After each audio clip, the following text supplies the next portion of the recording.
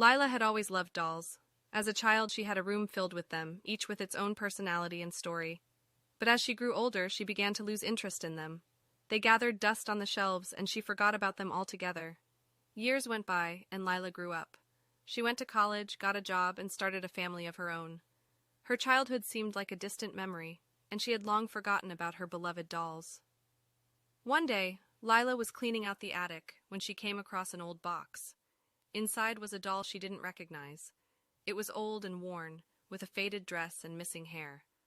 Lila couldn't remember where it had come from, but she felt a sense of familiarity when she held it. As the days passed, Lila found herself drawn to the doll. She started to take it with her everywhere she went, holding it close like a comforting presence. She couldn't explain why she felt so connected to it, but it brought her a sense of comfort she hadn't felt in years. But soon, strange things started to happen.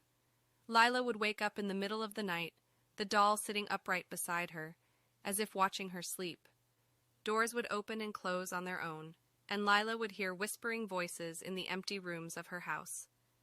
As the days went by, Lila became more and more convinced that the doll was haunted. She tried to get rid of it, but every time she threw it away, it would somehow find its way back to her.